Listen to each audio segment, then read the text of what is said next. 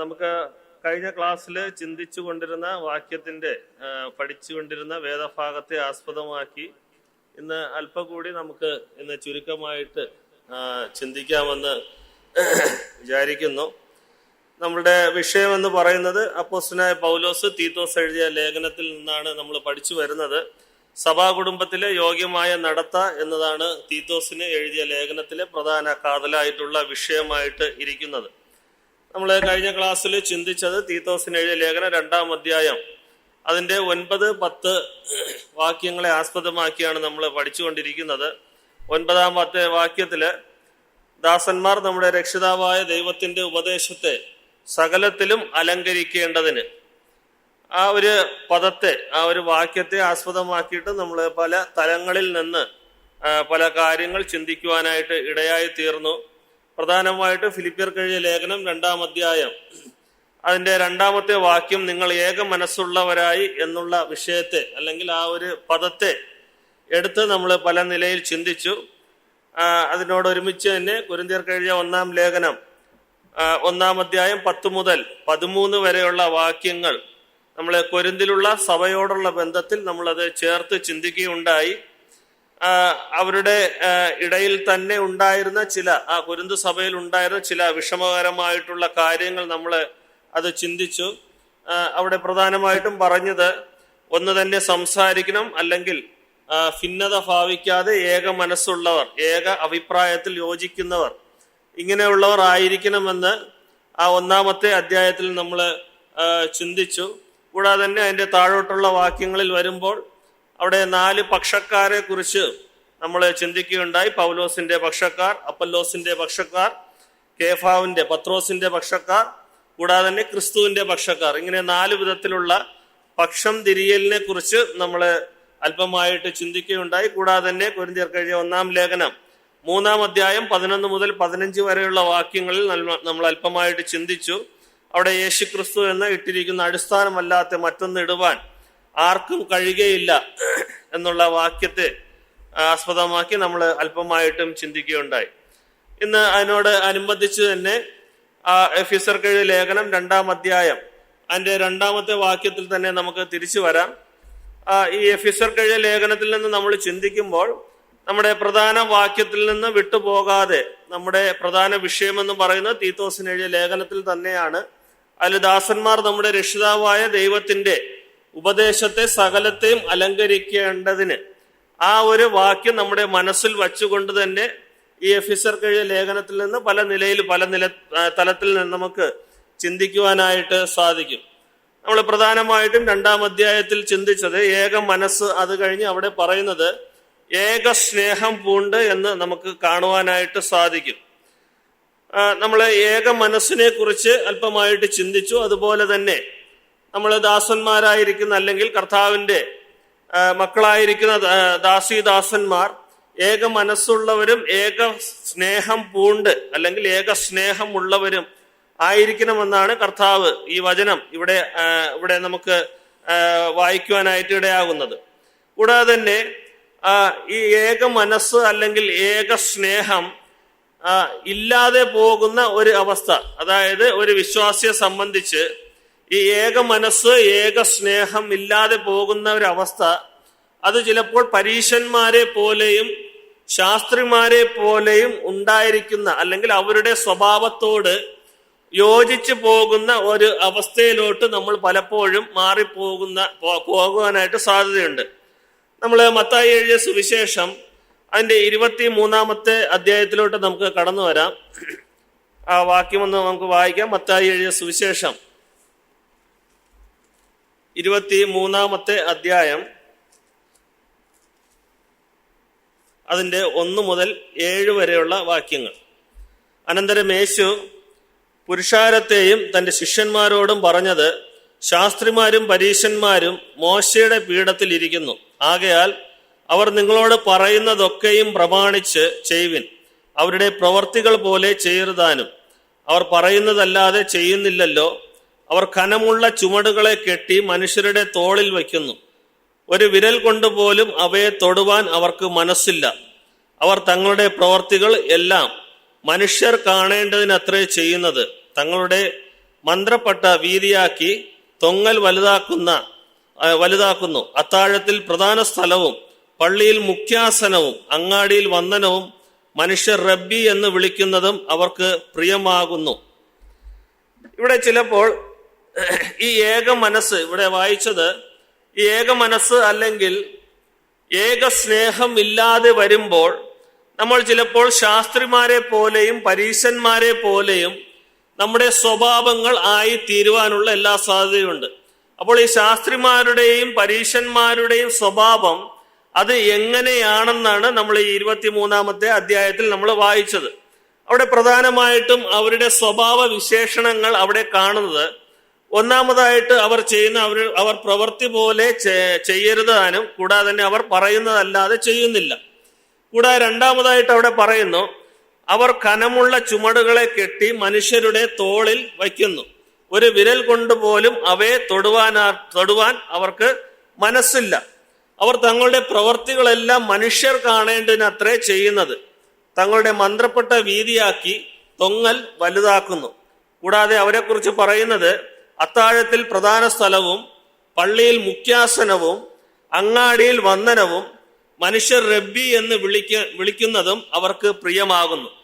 അപ്പോൾ നമ്മുടെ ഒരു വിശ്വാസി അല്ലെങ്കിൽ ഒരു ദാസീദാസൻ, സഹോദരി സഹോദരന്മാർ എന്നുള്ള നിലയിൽ നമ്മളുടെ ആ ഏക മനസ്സും ആ ഏക സ്നേഹവും ഇല്ലാത്ത ഒരു അവസ്ഥയിലോട്ട് വരുമ്പോൾ ചിലപ്പോൾ നമ്മൾ ഈ ശാസ്ത്രിമാരുടെ സ്വഭാവം പോലെയും പരീശന്മാരുടെ സ്വഭാവം പോലെയും ഇങ്ങനെയുള്ള കാര്യങ്ങളിലോട്ട് നമ്മുടെ മനസ്സുകൾ വ്യതിചലിച്ചു പോകുന്നതായിട്ട് നമുക്ക് കാണുവാനായിട്ട് സാധിക്കും. അതായത് ഇവരെ കുറിച്ച് ഇവിടെ പറയുന്നത്, അവര് പറയുന്നതല്ലാതെ ഒന്നും ചെയ്യുന്നില്ല, അല്ലെങ്കിൽ അവർ പറയുന്നതല്ലാതെ ഒന്നും പ്രവർത്തിക്കുന്നില്ല.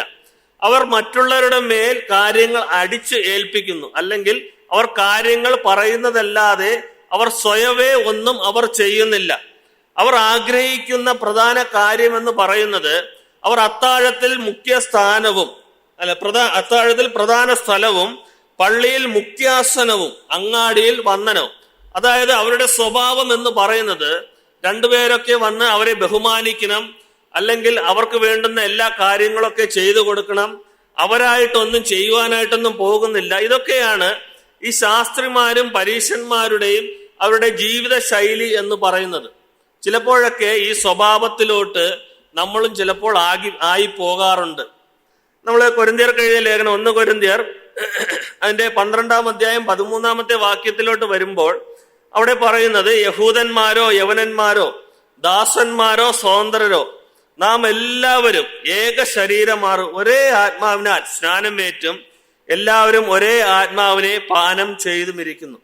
അപ്പോൾ ഇങ്ങനെയുള്ള വ്യത്യസ്തമായിട്ടുള്ള മനസ്സും മനോഭാവങ്ങളും പാപങ്ങളൊക്കെ നമ്മുടെ ജീവിതത്തിലോട്ട് വരുമ്പോൾ ഇങ്ങനെയുള്ള ശാസ്ത്രിമാരെ പോലെയും പരീശന്മാരെ പോലെയുമൊക്കെ നമ്മുടെ ജീവിതങ്ങളൊക്കെ ആയിത്തീരുവാനുള്ള എല്ലാ സാധ്യതകളുമുണ്ട്. അല്ലെങ്കിൽ നമ്മൾ അങ്ങനെയൊക്കെ ആ രീതിയിലോട്ട് ആയി പോകാറുണ്ട്.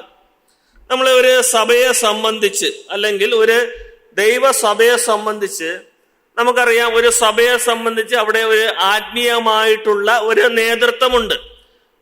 ഏത് സഭയെ എടുത്തു കഴിഞ്ഞാലും അവിടെ ഒരു ആത്മീയമായിട്ടുള്ള നേതൃത്വമുണ്ട്. അതായത് നമ്മൾ തീത്തോസിന്റെ ലേഖനത്തിലാണല്ലോ നമ്മൾ ചിന്തിച്ചു വരുന്നത്. ആ 2-ാം അധ്യായം ആ 9-10 വാക്യങ്ങളിൽ നമ്മൾ വായിക്കുമ്പോൾ അതിന്റെ താഴോട്ട് വരുമ്പോൾ അവിടെ പറയുന്നത്, ദാസന്മാർ യജമാനന്മാർക്ക് കീഴടങ്ങി ജീവിക്കണം, അല്ലെങ്കിൽ കീഴടങ്ങി ഇരിക്കണം. ആ കീഴടങ്ങലിനെ കുറിച്ച് നമ്മൾ വരുന്ന ക്ലാസ്സിൽ ചിന്തിക്കുന്നതാണ്. അപ്പോൾ ഈ ദാസന്മാർ എപ്പോഴും യജമാനന്മാർക്ക് കീഴടങ്ങി ഇരിക്കണം. അപ്പോൾ ഞാൻ പറയാൻ ഉദ്ദേശിച്ചത്, ഒരു സഭയെ സംബന്ധിച്ച് അവിടെ ഒരു ആത്മീയ നേതൃത്വം ഉണ്ടായിരിക്കുമ്പോൾ ആ ഒരു ആത്മീയ നേതൃത്വത്തെ നമ്മൾ കീഴടങ്ങി ജീവിക്കണം, അല്ലെങ്കിൽ കീഴടങ്ങിയിരിക്കുക തന്നെ വേണം, അല്ലെങ്കിൽ അവരെ അനുസരിച്ച് കീഴടങ്ങി തന്നെ ഇരിക്കണം. ആ നേതൃത്വത്തെ കീഴടങ്ങി അല്ലെങ്കിൽ അനുസരിക്കാതെ ഇരിക്കുമ്പോൾ അത് കർത്തൃത്വത്തെ തുച്ഛീകരിക്കുന്നതിന് തുല്യമാണ്, അല്ലെങ്കിൽ ദൈവത്തെ നിന്ദിക്കുന്നതിന് തുല്യമാണ്. ഒരു ദാസന്മാർ എന്ന നിലയിൽ ദൈവം നമ്മളെ ഏൽപ്പിച്ചിരിക്കുന്ന ഉത്തരവാദിത്തങ്ങൾ വിശ്വസ്തയോടെ ചെയ്യാതെ വരുമ്പോൾ, അല്ലെങ്കിൽ ചെയ്യുന്നില്ല എങ്കിൽ, അത് ആ ഒരു നേതൃത്വത്തെ തുച്ഛീകരിക്കുന്നതിന് ഉപരിയായിട്ട് അത് കർത്തൃത്വത്തെ തുച്ഛീകരിക്കുന്നതിന് തുല്യമായിട്ടുള്ള ഒരു കാര്യമായിട്ട് തന്നെ ഇരിക്കുന്നു. ഞാൻ അല്പം വിശദമായിട്ട് തന്നെ അത് പറയുവാനായിട്ട് ആഗ്രഹിക്കുന്നു. നമുക്ക് എബ്രായർക്ക് എഴുതിയ ലേഖനത്തിലോട്ട് വരാം. എബ്രായർക്ക് എഴുതിയ ലേഖനം അതിൻ്റെ 13-ാമത്തെ അധ്യായത്തിലോട്ട് വരാം. എബ്രായർക്ക് എഴുതിയ ലേഖനം 13-ാമത്തെ അധ്യായം അതിൻ്റെ 7-ാമത്തെ വാക്യത്തിലോട്ട് വരാം. നിങ്ങളോട് ദൈവവചനം പ്രസംഗിച്ച് നിങ്ങളെ നടത്തിയവരെ ഓർത്തുകൊള്ളുവിൻ. അവരുടെ ജീവ അവസാനം ഓർത്ത് അവരുടെ വിശ്വാസം അനുകരിപ്പിൻ. അപ്പോൾ ഇവിടെ പ്രധാനമായിട്ടും ദൈവം സഭയ്ക്ക് നൽകിയിട്ടുള്ളതാണ് ആത്മീയ നേതൃത്വം. അത് ഈ വാക്യത്തിൽ വായിക്കുമ്പോൾ വളരെ വ്യക്തമായിട്ട് നമുക്ക് കാണുവാനായിട്ട് സാധിക്കും. സ്പിരിച്വൽ ലീഡേഴ്സ് അല്ലെങ്കിൽ ആത്മീയ നേതൃത്വം. ഈ ആത്മീയ നേതൃത്വം എന്ന് പറയുന്നത് വേദപുസ്തകത്തിൽ പുതിയ നിയമത്തിൽ നമുക്ക് പല വാക്യങ്ങൾ നമുക്ക് അത് എടുത്ത് കാണുവാനായിട്ട് സാധിക്കും. എഫെസ്യർക്ക് എഴുതിയ ലേഖനം 4-ാം അധ്യായത്തിലോട്ട് വരുമ്പോൾ അവിടെ പറയുന്നുണ്ട്, ദൈവം ചിലരെ അപ്പോസ്തലന്മാരായും ചിലരെ ഉപദേഷ്ടാക്കന്മാരായും പ്രവാചകന്മാരായും ഇടയന്മാരായും ഒക്കെ നിയമിച്ചിരിക്കുന്നതായിട്ട് നമുക്ക് ആ എഫെസ്യർക്ക് എഴുതിയ ലേഖനത്തിൽ 4-ാമത്തെ അധ്യായത്തിൽ വരുമ്പോൾ കാണുവാനായിട്ട് സാധിക്കും. അപ്പോൾ ദൈവം സഭയിൽ ഒരു ആത്മീയ നേതൃത്വം ആക്കി വച്ചിട്ടുണ്ട്, അല്ലെങ്കിൽ ഒരു സ്പിരിച്വൽ ലീഡേഴ്സിനെ ദൈവം സഭയിൽ ആക്കി വച്ചിട്ടുണ്ട്. അപ്പോൾ ഈ ആരാണ് ആത്മീയ നേതാവ്, അത് നമ്മൾ ചിന്തിക്കേണ്ടുന്ന ഒരു കാര്യം തന്നെയാണ്. ഈ ആത്മീയ നേതൃത്വം ഉള്ളപ്പോൾ നമ്മൾ നേരത്തെ ചിന്തിച്ചതുപോലെ അവരെ അവഗണിക്കുകയോ അല്ലെങ്കിൽ അവരെ തകർക്കുകയോ ചെയ്യുവാനായിട്ട് പാടില്ല. കാരണം അത് ദൈവം ആക്കി വച്ചിരിക്കുന്നത് തൻ്റെ ആടുകളെ മേയ്ക്കുവാനായിട്ട്, അല്ലെങ്കിൽ അവരെ ശുശ്രൂഷിക്കുവാൻ, അവരെ പരിപാലിക്കുവാനായിട്ട് ദൈവം ആക്കി വച്ചിരിക്കുന്നതാണ് ഒരു ആത്മീയ നേതൃത്വം എന്ന് പറയുന്നത്, അല്ലെങ്കിൽ ലീഡേഴ്സ് എന്ന് പറയുന്നത്. അപ്പോൾ ഈ ആത്മീയ നേതാവ് അല്ലെങ്കിൽ ആരാണ് ആത്മീയ നേതാവ്? നമ്മൾ 13:7 ഇപ്പോൾ വായിച്ച വാക്യത്തിൽ ഈ ആരാണ് ആത്മീയ നേതാവ് എന്നതിന് അവിടെ 2 ഉത്തരങ്ങൾ നമുക്ക് അവിടെ കാണുവാനായിട്ട് സാധിക്കും. 13:7 വായിക്കുമ്പോൾ അവിടെ 2 ഉത്തരങ്ങൾ കാണുന്നു. ഒന്നാമതായിട്ട് അവിടെ പറയുന്നു, നിങ്ങളോട് വചനം പ്രസംഗിച്ചവർ.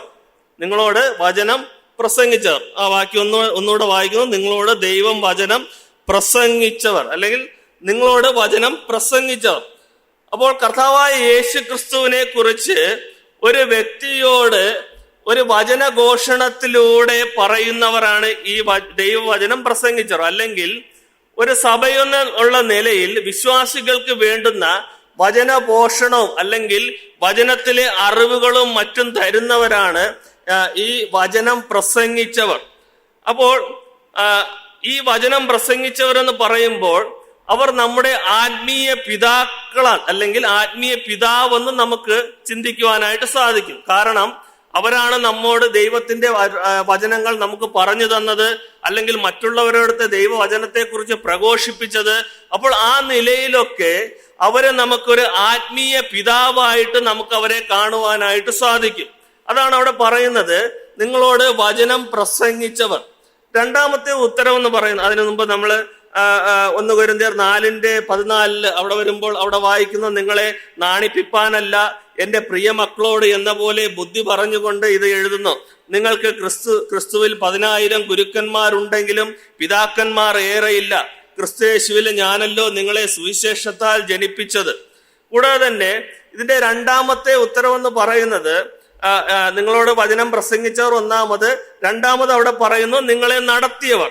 ആ വാക്യത്തിൽ തന്നെ പറയുന്നു നിങ്ങളെ നടത്തിയവർ. അതായത് ഒരു ഇടയൻ തന്റെ ആടുകളെ മേയ്ക്കുന്നതാണ് ഈ നടത്തൽ. നമുക്ക് സങ്കീർത്തനത്തിലോട്ട് വരുമ്പോൾ 23-ാമത്തെ സങ്കീർത്തനത്തിൽ വരുമ്പോൾ അവിടെ നമ്മൾ കാണുന്നുണ്ടല്ലോ, ഒരു ഇടയൻ തന്റെ ആടുകളെ എങ്ങനെയാണ് വഴി നടത്തുന്നത്, അല്ലെങ്കിൽ ഒരു ഇടയൻ തന്റെ ആടുകളെ എങ്ങനെയാണ് മേയ്ക്കുന്നത്, എങ്ങനെയാണ് പരിപാലിക്കുന്നതൊക്കെ അവിടെ കാണുവാനായിട്ട് സാധിക്കും. അപ്പോൾ നിങ്ങളെ നടത്തിയവർ, 2-ാമതായിട്ട് അവിടെ കാണുന്നത് നിങ്ങളെ നടത്തിയവർ. അതായത് സഭയിൽ, ഒരു ദൈവസഭയിൽ നമ്മളെ നടത്തുവാനായിട്ട് ദൈവം ചിലരെയൊക്കെ ആക്കി വച്ചിട്ടുണ്ട്. അവരുടെ ആയുസ്സും അവരുടെ ആരോഗ്യവും ദൈവസഭയെ നടത്തുവാൻ വേണ്ടി ചിലവിട്ടതൊക്കെ നമ്മൾ ഓർക്കേണ്ടത് ആവശ്യമായിട്ടുള്ളൊരു കാര്യമാണ്. അതൊക്കെ ഓർക്കുകയും അവരെ ബഹുമാനിക്കുകയും ചെയ്യുന്നവരാണ് യഥാർത്ഥ ക്രിസ്ത്യാനി എന്ന് പറയുന്നത്. കൂടാതെ തന്നെ ഈ വാക്യത്തിൽ നമ്മൾ വായിക്കുമ്പോൾ, അത് ചിന്തിക്കുമ്പോൾ, ഈ പറയുന്ന ഈ ഒരു നേതൃത്വം അവർ നമ്മെ വിട്ടു പോയവരെ കുറിച്ചാണ് അവിടെ പറയുന്നത്. അതായത് അതിന്റെ അവസാനം അവിടെ പറയുന്നു, അവരുടെ ജീവ അവസാനം ഓർത്തു. അല്ലെങ്കിൽ നമുക്ക് നമ്മോട് ദൈവവചനം പ്രസംഗിച്ചവർ, നമ്മെ നടത്തിയവർ, അവരെ കുറിച്ച് പറയുന്നത് നമ്മെ വിട്ടു പോയവർ അല്ലെങ്കിൽ ദൈവസന്നിധിയിൽ ചേർക്കപ്പെട്ടവർ. നമ്മൾ അവരെ കുറിച്ച് ഓർക്കുക തന്നെ വേണം. ഈ നടത്തിയവർ, അല്ലെങ്കിൽ ഇംഗ്ലീഷിൽ പറയുന്നത്, ഈ നടത്തിയവർ എന്ന് പറയുന്നത് റൂൾ ഓവർ യു, നിങ്ങളെ നടത്തിയവർ എന്നതിന് ഇംഗ്ലീഷ് പദം റൂൾ ഓവർ യു എന്നാണ്. അതായത് അവരെ ഓർക്കുകയും അവരുടെ വിശ്വാസം അനുകരിക്കുകയും വേണമെന്നാണ് ഈ വാക്യത്തിൽ വളരെ വ്യക്തമായിട്ട് നമ്മൾ കാണുന്നത്. കൂടാതെ തന്നെ നമ്മൾ ഈ വാക്യങ്ങളൊക്കെ വായിക്കുമ്പോൾ നമുക്ക് തന്നെ ചിന്തിക്കാം, നമ്മളെ നടത്തിയവർ അല്ലെങ്കിൽ നമ്മുടെ വിട്ട് വേർപിരിഞ്ഞ അനേക ദൈവദാസന്മാരുണ്ട്. അല്ലെങ്കിൽ നമ്മുടെ ഈ സഭയെ തന്നെ എടുത്തു നോക്കുമ്പോൾ നമ്മളെ വിട്ടുപോയ പിതാക്കന്മാരുണ്ട്. അവർ നമ്മോട് ദൈവവചനം വളരെ വ്യക്തമായിട്ട് സംസാരിച്ചിട്ടുണ്ട്. അല്ലെങ്കിൽ അവരുടെ ഉപദേശങ്ങളൊക്കെ നമ്മുടെ ജീവിതത്തിൽ വളരെ അനുഗ്രഹമായിട്ട് തീർന്നിട്ടുണ്ട്. അവരൊക്കെ നമ്മെ വളരെയധികം നന്നായിട്ട് വഴി നടത്തിയിട്ടുണ്ട്. അവരുടെ ജീവിതമൊക്കെ എങ്ങനെയായിരുന്നു എന്ന് നമ്മൾ പുറകോട്ട് നോക്കി നമ്മൾ ചിന്തിക്കേണ്ടത് ആവശ്യമാണ്. അപ്പോൾ ഈ നിലയിലൊക്കെ നമ്മൾ ചിന്തിക്കുമ്പോൾ അവരെ ഓർക്കുകയും അവരുടെ വിശ്വാസം അനുകരിക്കുകയും തന്നെ വേണം. ഞാൻ പറഞ്ഞത് ഒരു ആചാരം അനുഷ്ഠിക്കണം എന്നല്ല ഞാൻ പറഞ്ഞത്, ഒരു ആചാരത്തിന് പുറകെ പോകണം എന്നല്ല ഞാൻ ഉദ്ദേശിച്ചത്. അവർ നമുക്ക് കാണിച്ചു തന്ന അല്ലെങ്കിൽ മാതൃകയാക്കി തന്ന വിശ്വാസവും അവർ നമുക്ക് തന്ന ദൈവവചനത്തിലുള്ള ഉറപ്പും നമ്മളത് ഓർക്കുകയും അത് അനുകരിക്കുകയും തന്നെ വേണം. കൂടാതെ തന്നെ ഇവരുടെ ശുശ്രൂഷകളെ കുറിച്ച് നമ്മൾ നോക്കുമ്പോൾ, എന്താണ് ഇവരുടെ ശുശ്രൂഷകൾ? അത് നമ്മളിപ്പോൾ പറഞ്ഞതാണ്. ഒന്ന്, വചനം പ്രസംഗിക്കുക, preach the word of God, ദൈവവചനം പ്രസംഗിക്കുക. രണ്ടാമതായിട്ട് നടത്തുക, റൂൾ ഓവർ യു, നിങ്ങളെ നടത്തുക. കൂടാതെ തന്നെ മൂന്നാമതായിട്ട് ഒരു കാര്യം നമുക്ക് കാണുവാനായിട്ട് സാധിക്കുന്നത്, അവർ ആത്മാക്കൾക്ക് വേണ്ടി ജാഗരിച്ചവർ ആയിരുന്നു, അല്ലെങ്കിൽ ആത്മാക്കൾക്ക് വേണ്ടി ജാഗരിക്കുക. അത് 13:17 പറയുന്നു, നിങ്ങളെ നടത്തുന്നവരെ അനുസരിച്ച് കീഴടങ്ങിയിരിപ്പിൻ, അവർ കണക്ക് ബോധിപ്പിക്കേണ്ടുന്നവരാകിയാൽ നിങ്ങളുടെ ആത്മാക്കൾക്ക് വേണ്ടി ജാഗരിച്ചിരിക്കുന്നു. ഇവിടെ പറയുന്നു നിങ്ങളെ നടത്തുന്നവരെ അനുസരിച്ച്. ഇപ്പോൾ നടത്തുന്നവരെ കുറിച്ചാണ് അവിടെ പറയുന്നത്. എന്നാൽ ഈ 13 ആദ്യ ഭാഗത്ത് നമ്മൾ വായിച്ചോ നടത്തിയവർ, അവർ നമ്മെ വിട്ട് വേർപെട്ട് പോയവരാണ്. അപ്പോൾ ഇവിടെ പറയുന്നത് നിങ്ങളെ നടത്തുന്നവരെ അനുസരിച്ച് കീഴടങ്ങിയിരിപ്പിൻ, അവർ കണക്ക് ബോധിപ്പിക്കേണ്ടുന്നവർ ആകയാൽ ആത്മാക്കൾക്ക് വേണ്ടി ജാഗരിച്ച് ഇരിക്കുന്നു. നമ്മൾ ഇതിനെക്കുറിച്ച് ചിന്തിക്കുമ്പോൾ തങ്ങളുടെ വിചാരണയിലുള്ള അല്ലെങ്കിൽ ദൈവം ആക്കി വെച്ചിട്ടുള്ള, അല്ലെങ്കിൽ അധ്യക്ഷന്മാർ, ഇടയന്മാരൊക്കെ നമ്മളത് പഠിച്ചതാണ്, ദൈവം ആക്കി വച്ചിട്ടുള്ള തങ്ങളുടെ വിചാരണയിലുള്ള ഒരു ആട് പോലും ഒന്നും നഷ്ടപ്പെട്ടു പോകരുത് എന്ന് ദൈവം ആഗ്രഹിക്കുന്ന ഒരു കാര്യമാണ്. ഒരു ആട് പോലും നഷ്ടപ്പെട്ടു പോകരുത്, അല്ലെങ്കിൽ ഒരു ആട് പോലും കളഞ്ഞു പോകരുത്. കൂടാതെ തന്നെ ഈ മുഴുവൻ ആത്മാക്കൾക്കും കണക്ക് ബോധിപ്പിക്കേണ്ടുന്ന ഒരു ഉത്തരവാദിത്വം ദൈവം ആക്കി വച്ചിരിക്കുന്ന ഈ ഇടയന്മാർക്ക് ഉള്ളതായിട്ട് നമ്മൾ ഈ 13:17 കാണുമ്പോൾ നമുക്ക് കാണുവാനായിട്ട് സാധിക്കും. അപ്പോൾ തികച്ചും ഈ ഒരു ബോധ്യം അവർക്ക് ഉള്ളപ്പോൾ അവർ വിശ്വസ്തയോടുകൂടി തന്നെ ഈ ഒരു ശുശ്രൂഷ ചെയ്യേണ്ടുന്നത് ആവശ്യമാണ്. നമ്മൾ നേരത്തെ ചിന്തിച്ചതുപോലെ നമ്മളെ നടത്തിയവരെ ഓർക്കുമ്പോൾ, അവരുടെ ജീവിതമൊക്കെ നമ്മൾ ചിന്തിച്ചു നോക്കുമ്പോൾ, അവരുടെ ആ ഒരു കാലഘട്ടത്തിൽ ഈ ഒരു കണക്ക് ബോധിപ്പിക്കേണ്ടുന്ന ആ ഒരു ബോധ്യം അവരുടെ ജീവിതത്തിൽ ഉണ്ടായിരുന്നു. അതുകൊണ്ട് തന്നെയാണ് അവർക്ക് ആടുകളെ നല്ല രീതിയിൽ പരിപാലിക്കുവാനും മേയ്ക്കുവാനുമായിട്ട് അവർക്ക് ഇടയായി തീർന്നത്. ആ ഒരു കാലഘട്ടത്തിൽ അവർ തികച്ചും ദൈവത്തിന് വിശ്വസ്തയുള്ളവരായിട്ട് സേവനം അനുഷ്ഠിച്ചു. അല്ലെങ്കിൽ ദൈവം അവരെ ഏൽപ്പിച്ചിരിക്കുന്ന ആ ഒരു ആടുകളെ മേയ്ക്കുവാനായിട്ട്, അല്ലെങ്കിൽ ഒരു നാള് ദൈവസന്നിധിയിൽ ഇതിനൊക്കെ കണക്ക് ബോധിപ്പിക്കേണ്ടി വരുമെന്നുള്ള ആ ഒരു ഉത്തരവാദിത്വവും ആ ഒരു ബോധ്യവും അവർക്ക് ഉണ്ടായിരുന്നു. അതുകൊണ്ടാണ് നമ്മൾ 13 ആ വാക്യത്തിൽ വായിച്ചത്. അവരെ നമ്മൾ ഓർക്കണം, അവർ പ്രസംഗിച്ച വചനം നമ്മൾ ഓർക്കണം എന്നൊക്കെ ആ വാക്യത്തിൽ പറയുന്നത്. പ്രിയമുള്ളവരെ, നമുക്ക് തന്നെ ചിന്തിക്കാം, ദൈവം നമ്മളെ ഏൽപ്പിച്ചിരിക്കുന്ന ഉത്തരവാദിത്വങ്ങൾ അത് വിശ്വസ്തയോടുകൂടി നമുക്ക് ചെയ്യുവാനായിട്ട് സാധിക്കുന്നുണ്ടോ? അല്ലെങ്കിൽ ഇവിടെ ഒരു പക്ഷേ കണക്ക് ബോധിപ്പിച്ചില്ലെങ്കിലും ദൈവസന്നിധിയിൽ നമ്മൾ ചെല്ലുമ്പോൾ അത് ദൈവത്തിന്റെ മുമ്പാകെ കണക്ക് ബോധിപ്പിക്കേണ്ടുന്നവരാണ് എന്നുള്ളൊരു ബോധ്യം നമുക്ക് വരുന്നുണ്ടോ? അല്ലെങ്കിൽ ആ ഒരു ബോധ്യം നമ്മുടെ മനസ്സിൽ വരാറുണ്ടോ? നമ്മളെ പല നിലയിലും അല്ലെങ്കിൽ നമ്മുടെ നടത്തിയവരെ ഒക്കെ നമ്മളോട് ദൈവവചനം പ്രസംഗിച്ച് നമ്മളെ നടത്തിയവര് അവരെ ഓർക്കുകയും അവരുടെ അവസാനം അവരുടെ വിശ്വാസം അനുകരിക്കുക തന്നെ വേണം. അവരുടെ ജീവിതത്തിന്റെ അവസാനം വരെയും ആ ദൈവത്തിന്റെ മക്കളെ അല്ലെങ്കിൽ ദൈവത്തിന്റെ ആ ഒരു ഇടയന്മാരെ എങ്ങനെയാണ് ശുശ്രൂഷിച്ചതും എങ്ങനെയാണ് പരിപാലിച്ചതും എങ്ങനെയൊക്കെയാണ് അതിനുവേണ്ടി അവർ ത്യാഗമായിട്ട് തീർന്നതുമൊക്കെ നമ്മൾ അതൊക്കെ ഒന്ന് ഓർക്കുകയും അതൊക്കെ ചിന്തിക്കുകയും ഏറ്റവും അത്യാവശ്യമായിട്ടുള്ള ഒരു കാര്യം തന്നെയാണ്. അല്ലാതെ അവർ നമ്മെ വിട്ട് കടന്നുപോയി, അതുകൊണ്ട് ഇനി അവരെക്കുറിച്ച് നമ്മൾ ചിന്തിക്കേണ്ട ആവശ്യമില്ല, അല്ലെങ്കിൽ അവർ തന്ന ഉപദേശത്തെക്കുറിച്ച് അത് നമ്മൾ ഇനി ഫോളോ ചെയ്യേണ്ടെന്ന് ആവശ്യകതയില്ല. ഇനി പുതുതലമുറയാണല്ലോ നമ്മൾ വന്നിരിക്കുന്നത്, ഇനി പുതിയ രീതിയിലുള്ള ചിന്തകളും അറിവുകളൊക്കെ നമ്മുടെ മനസ്സിൽ വന്നു കഴിഞ്ഞാലും ഒരു കുഴപ്പവുമില്ല എന്നൊക്കെ നമ്മൾ ചിലപ്പോൾ ചിന്തിക്കുന്നുണ്ടായിരിക്കും. എന്നാൽ ഞാൻ പറയട്ടെ, ദൈവവചനം അന്നും ഇന്നും അതിനൊരു യാതൊരു മാറ്റവുമില്ല. ഇന്ന് നമ്മുടെ കയ്യിരിക്കുന്ന വചനം തന്നെയാണ് അന്നും ഉണ്ടായിരുന്നത്, ഇന്നും ഉണ്ടായിരിക്കുന്നത്. ദൈവവചനത്തിന് യാതൊരു മാറ്റവുമില്ല. ദൈവം ഏൽപ്പിച്ചിരിക്കുന്ന ഈ കാര്യങ്ങൾ കണക്ക് ബോധിപ്പിക്കണമെന്നുള്ള ആ ഒരു മനോഭാവം ഇല്ലാതെ നമ്മൾ ജീവിച്ചു കഴിഞ്ഞാൽ ഒരു പക്ഷേ നമ്മളും ഒരു നാളിൽ നമ്മളും ദൈവസന്നിധിയിൽ ചേർക്കപ്പെട്ട് കഴിഞ്ഞാൽ നമ്മുടെ അടുത്ത തലമുറകൾ വരുമ്പോൾ നമ്മെ ഓർക്കുവാനും നമ്മൾ പറഞ്ഞിരിക്കുന്ന ഉപദേശത്തെ അവർ ചിന്തിക്കുവാനും ഇടയായി തീരുമോ എന്നുള്ള കാര്യം കൂടി നമ്മൾ ഇതിന്റെ കൂടെ ചിന്തിക്കേണ്ടുന്ന ഒരു ആവശ്യമായിട്ടിരിക്കുന്നു. അതോ നമ്മെ വിട്ട് കടന്നുപോയവർ അവർ പോയി, ഇനി ഉപദേശമൊക്കെ പുതിയ ഉപദേശം ആ ഒരു നിലയിൽ തന്നെയാണോ നമ്മൾ ചിന്തിക്കുന്നത്? അത് നിങ്ങളുടെ ചിന്തയ്ക്കായിട്ട് തന്നെ ഞാൻ വിട്ടിരിക്കുന്നു. ദൈവം ആ നിലയിലും ദൈവം സഹായിക്കട്ടെ. ഞാൻ വിഷയത്തിൽ നിന്ന് മാറിപ്പോയി എന്നല്ല, നമ്മുടെ വിഷയം തീത്തോസിന്റെ ലേഖനം തന്നെയാണ്. ദാസന്മാർ വിശ്വസ്തരായിരിക്കണം എന്നുള്ള ആ ഒരു കാര്യം പറഞ്ഞപ്പോൾ ഞാൻ ഈ നിലയിൽ ചിന്തിച്ചു എന്ന് മാത്രമേ ഉള്ളൂ. നമുക്ക് ഫിലിപ്പിയർ എഴുതിയ ലേഖനത്തിൽ തന്നെ വരാം. 2-ാമത്തെ അധ്യായം 2-ാമത്തെ വാക്യത്തിൽ പറയുന്നത് ഏക മനസ്സ് ഏക സ്നേഹം. അവിടെ 3-4 കാര്യങ്ങൾ പറയുന്നുണ്ട്. ഏക മനസ്സ്, ഏക സ്നേഹം, ഐക്യമത്യം, ഏകഭാവം, ഇങ്ങനെയുള്ള കാര്യങ്ങളൊക്കെ അവിടെ പറയുന്നതായിട്ട് നമുക്ക് കാണുന്നുണ്ട്. അതായത് ഈ ഏക സ്നേഹം, ഏക മനസ്സ് എന്നീ കാര്യങ്ങൾ, ഐക്യമത്യം, ഏകഭാവം, ഇതൊക്കെ പിതാവ് പുത്ര പരിശുദ്ധാത്മാവോടുള്ള ബന്ധത്തിൽ ചിന്തിച്ചു കഴിഞ്ഞാൽ അതൊക്കെ ശരിയായിട്ട്, അല്ലെങ്കിൽ ഇതെല്ലാം ഒരുമിച്ച് നിൽക്കുന്നതായിട്ട് നമുക്ക് കാണുവാനായിട്ട് സാധിക്കും. പിതാവ് പുത്ര പരിശുദ്ധാത്മാവ് ത്രിയേകത്വം എന്നുള്ള നിലയിൽ ഇതെല്ലാം ഒരുമിച്ച് ഒരേ നിലയിൽ നിൽക്കുന്നതായിട്ട് നമുക്ക് കാണുവാനായിട്ട് സാധിക്കും. ക്രിസ്തുവിന്റെ സ്നേഹം, കർത്താവായ യേശു ക്രിസ്തുവിന്റെ ആ സ്നേഹം എങ്ങനെയാണെന്ന് കൂടി നമ്മൾ ചിന്തിക്കേണ്ടത് ആവശ്യമാണ്.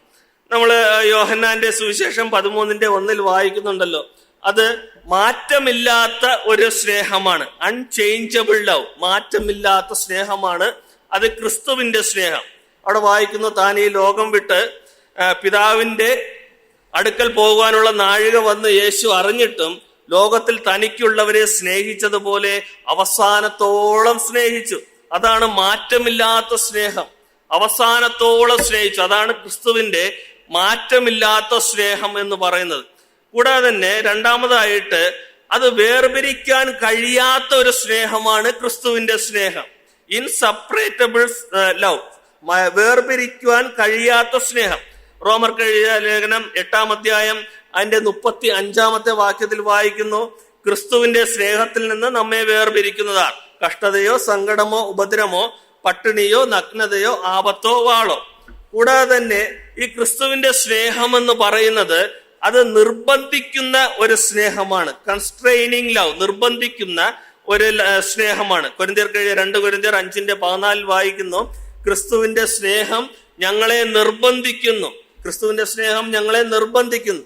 കൂടാതെ തന്നെ നമ്മൾ 4-ാമതായിട്ട് കാണുന്നത് ഇത് ജീവൻ കൊടുത്ത സ്നേഹമാണ് കർത്താവായ യേശു ക്രിസ്തുവിന്റെ, അല്ലെങ്കിൽ ക്രിസ്തുവിന്റെ സ്നേഹം. അതൊരു ഏൽപ്പിച്ചു കൊടുത്ത ഒരു സ്നേഹമാണ്. സാക്രിഫിഷ്യൽ ലവ് എന്നൊക്കെ നമ്മൾ പറയാറുണ്ട്. നമ്മൾ ഗലാത്യർക്ക് എഴുതിയ ലേഖനം 2:20 വാക്യത്തിൽ വരുമ്പോൾ അവിടെ പറയുന്നു, എന്നെ സ്നേഹിച്ച് എനിക്ക് വേണ്ടി തന്നെത്താൻ ഏൽപ്പിച്ചു കൊടുത്ത ദൈവപുത്രങ്കലുള്ള വിശ്വാസത്താൽ അത്രേ ജീവിക്കുന്നത്.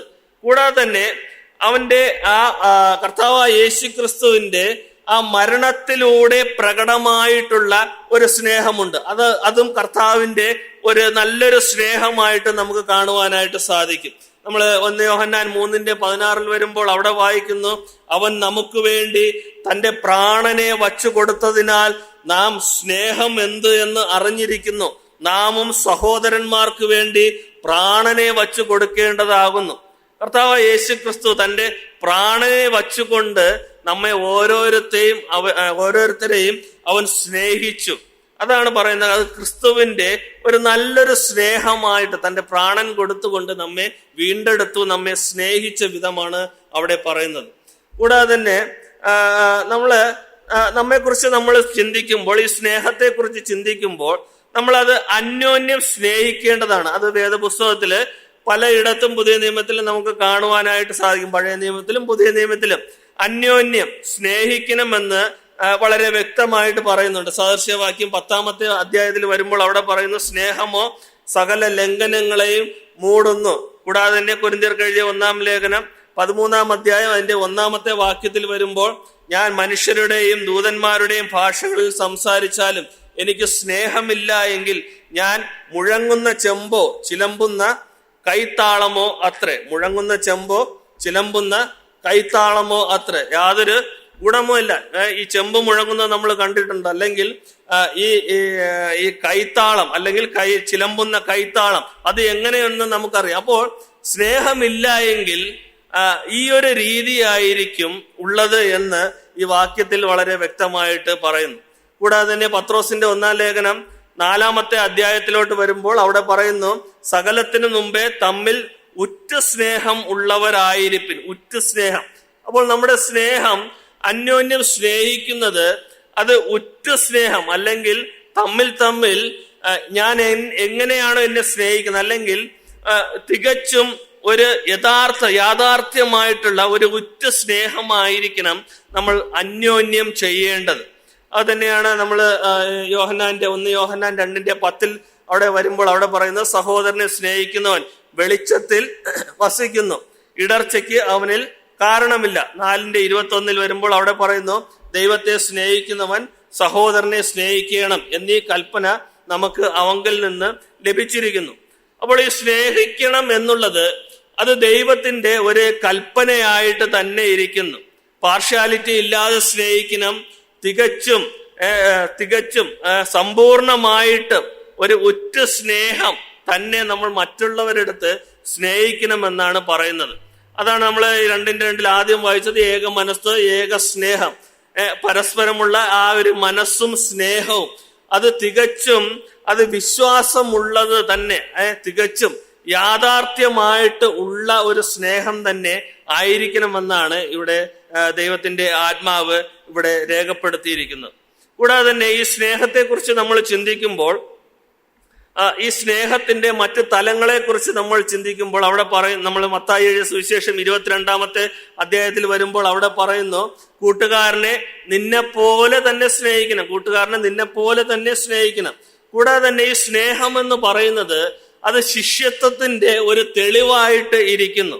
പ്രൂഫ് ഓഫ് ഡിസൈപ്പിൾഷിപ്പ്, ശിഷ്യത്വത്തിന്റെ ഒരു തെളിവായിട്ട് ഈ സ്നേഹം ഇരിക്കുന്നു. യോഹന്നാൻ എഴുതിയ സുവിശേഷം 13-ാം അധ്യായം അതിന്റെ 35-ാമത്തെ വാക്യത്തിൽ വരുമ്പോൾ അവിടെ പറയുന്നു, നിങ്ങൾക്ക് തമ്മിൽ സ്നേഹമുണ്ടെങ്കിൽ നിങ്ങൾ എൻ്റെ ശിഷ്യന്മാർ എന്ന് എല്ലാവരും അറിയും. അപ്പോൾ കർത്താവായ യേശു ക്രിസ്തുവിന്റെ ഒരു ശിഷ്യനെന്ന് ഞാൻ ഈ ലോകം, അല്ലെങ്കിൽ ശിഷ്യനെന്ന് ഞാൻ അറിയപ്പെടണമെങ്കിൽ അത് തമ്മിൽ അത് നല്ലൊരു സ്നേഹം, തമ്മിൽ സ്നേഹിക്കണമെന്നാണ് കർത്താവായ യേശു ക്രിസ്തു ഇവിടെ പറയുന്നത്.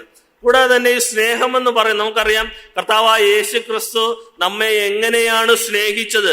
ക്രിസ്തു സ്നേഹിച്ചതുപോലെ നാം സ്നേഹിക്കണം. യോഹന്നാൻ എഴുതിയ സുവിശേഷം 5-ാം അധ്യായത്തിൽ വരുമ്പോൾ അവിടെ പറയുന്നു, ഞാൻ നിങ്ങളെ സ്നേഹിച്ചതുപോലെ നിങ്ങളും തമ്മിൽ സ്നേഹിക്കണം. കർത്താവ് എങ്ങനെയാണോ നമ്മെ സ്നേഹിച്ചത്, അവൻ ഈ ലോകത്തിൽ വന്നപ്പോൾ, അവൻ ദാസരൂപമെടുത്ത് ഈ ലോകത്തിൽ വന്നപ്പോൾ നമ്മെ എങ്ങനെയാണ് അവൻ സ്നേഹിച്ചത്, അതുപോലെ നാം മറ്റുള്ളവരെ മറ്റുള്ളവരെ സ്നേഹിക്കണമെന്നാണ് ഇവിടെ പറയുന്നത്. അത് വെറുമൊരു സ്നേഹമല്ല, അത് തികച്ചും ഒരു ആത്മാർത്ഥതയുള്ള, കർത്താവ് സ്നേഹിച്ചതുപോലെ ആ ഒരു ആത്മാർത്ഥതയുള്ള ഒരു സ്നേഹം നമ്മുടെ ഓരോരുത്തരുടെയും മനസ്സിൽ നിന്ന് വരേണ്ടതാണ്. അതാണ് പറയുന്നത് ഏക മനസ്സ്. ആ ഒരു മനസ്സുണ്ടെങ്കിൽ ഈ യഥാർത്ഥമായിട്ടുള്ള ആ ഒരു സ്നേഹം എന്റെ മനസ്സിൽ നിന്ന് വരും. റോമർക്കെഴുതിയ ലേഖനം 12:9 വായിക്കുന്നുണ്ട്, സ്നേഹം നിർവ്യാജം ആയിരിക്കട്ടെ, അല്ലെങ്കിൽ ഒരു ആത്മാർത്ഥതയുള്ള ഒരു സ്നേഹം തന്നെ എന്നിൽ നിന്ന് വരണമെന്നാണ് ദൈവം ആഗ്രഹിക്കുന്നത്.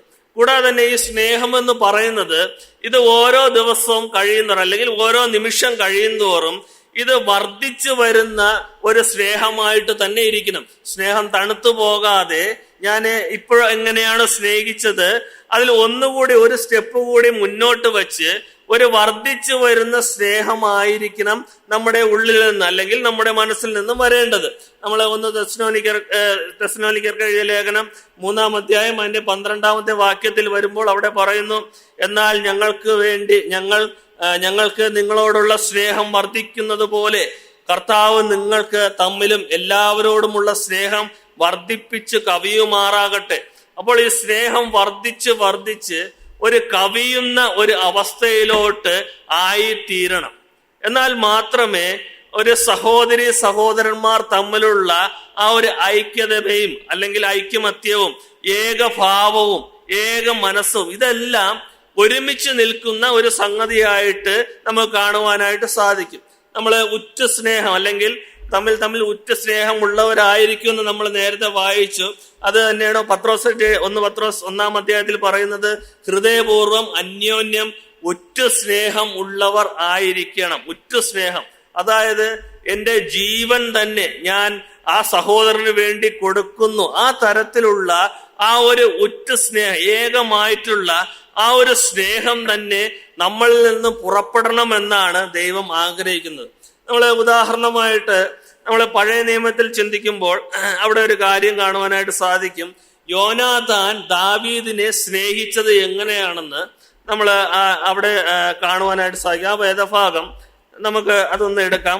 ശമൂവേലിന്റെ 1-ാം പുസ്തകം 18-ാമത്തെ അധ്യായം.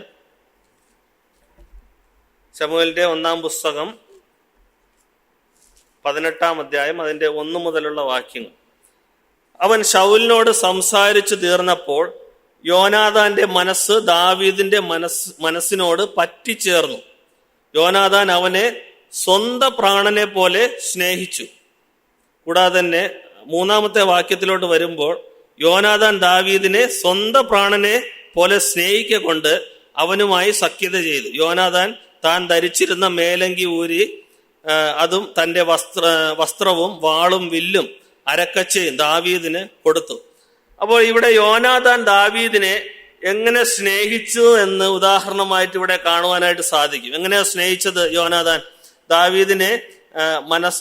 ദാവീദിന്റെ മനസ്സിനോട് പറ്റിച്ചേർന്നു. കൂടാതെ തന്നെ സ്വന്തം പ്രാണനെ പോലെ സ്നേഹിച്ചു. ഇതാണ് ഈ യഥാർത്ഥ സ്നേഹം എന്ന് പറയുന്നത്. യഥാർത്ഥ സ്നേഹം ഈ യോനാഥാൻ ദാവീദിനെ സ്നേഹിച്ചതുപോലെ മനസ്സിനോട് പറ്റിച്ചേർന്ന് സ്നേഹിക്കുക. ഈ പറ്റിച്ചേർന്ന് സ്നേഹിക്കണമെങ്കിൽ അതൊരു ഏക മനസ്സുള്ളവർ ആയിരുന്നാൽ മാത്രമേ ഈ പറ്റിച്ചേർന്നുള്ള ഒരു സ്നേഹം നമ്മളിൽ നിന്ന് ഉണ്ടാകുവാനായിട്ട് സാധിക്കത്തുള്ളൂ. കൂടാതെ തന്നെ സ്വന്തം പ്രാണനെ പോലെ സ്നേഹിച്ചു. എന്നെ എങ്ങനെയാണ് സ്നേഹിക്കുന്നത്, ആ ഒരു സ്നേഹത്തെ പോലെ സ്വന്തം പ്രാണനെ പോലെ യോനാഥാൻ ദാവീദിനെ സ്നേഹിച്ചു എന്നാണ് നമുക്ക് ഇവിടെ കാണുവാനായിട്ട് സാധിക്കുന്നത്.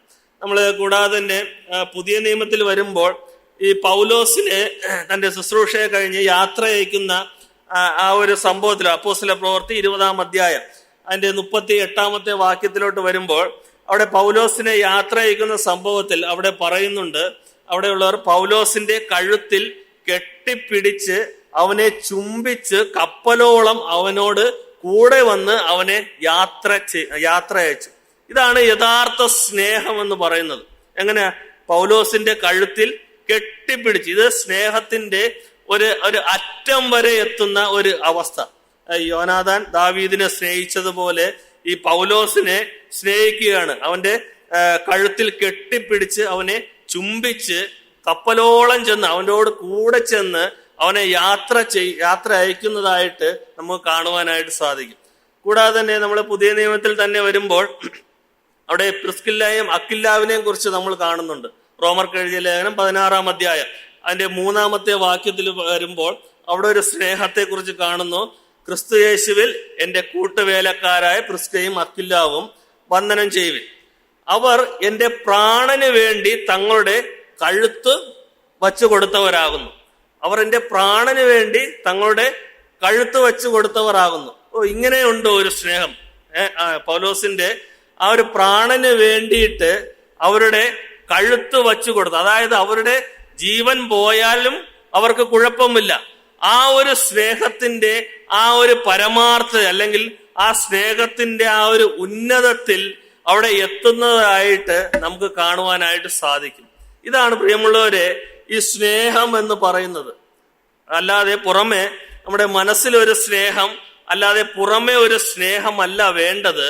നമ്മുടെ മനസ്സിൽ ദൈവം എങ്ങനെയാണ് ദൈവം നമ്മളോട് സ്നേഹിക്കാൻ പറഞ്ഞിരിക്കുന്നത്, ആ ഒരു സ്നേഹത്തിന്റെ ആ ഒരു അറ്റം വരെ അത് പുറമെ പ്രവൃത്തിയിലൂടെ ആ ഒരു സ്നേഹം മറ്റുള്ളവരോട് കാണിക്കുക തന്നെ വേണം. അത് ദൈവം നമ്മിൽ നിന്ന് ആഗ്രഹിക്കുന്ന ഒരു കാര്യമാണ്. ഞാൻ വളരെ ദുഃഖമായിട്ട് പറയട്ടെ, ഇന്ന് പല രീതിയിലും അല്ലെങ്കിൽ പല സന്ദർഭങ്ങളിലും ഈ സ്നേഹം നമ്മളിൽ നിന്ന് തണുത്തു പോയ ഒരു അവസ്ഥയാണ്. സ്നേഹമില്ല, ഒരു മനസ്സില്ല, നമുക്ക് സ്നേഹിക്കുവാനുള്ള ഒരു മനസ്സില്ല. മനസ്സൊക്കെ നമുക്ക് ഉണ്ടായിരുന്നു, സ്നേഹം നമുക്കുണ്ടായിരുന്നു, അതൊക്കെ നമ്മിൽ നിന്ന് ഒരു അകന്നു പോയി. പ്രിയമുള്ളവർ, ഇതൊക്കെ എന്നേക്കും നിലനിൽക്കേണ്ടുന്ന ഒരു കാര്യമാണ്. ദൈവം എന്നേക്കുമായിട്ട് ഈ ഭൂമിയിൽ നമ്മൾ മരിക്കുന്നത് വരെ ദൈവം നമുക്ക് തന്നിരിക്കുന്ന ഒരു കാര്യമാണ്. കർത്താവായ യേശുക്രിസ്തു അതിനുവേണ്ടി നമുക്ക് മാതൃകയാക്കി വച്ചിട്ടുള്ള ഒരു കാര്യം തന്നെയാണ്. അതുകൊണ്ട് നമ്മൾ മറ്റുള്ളവരെ സ്നേഹിക്കുക തന്നെ വേണം. അത് തന്നെയാണ് വേദപുസ്തകം വളരെ വ്യക്തമായിട്ടും പറയുന്നത്.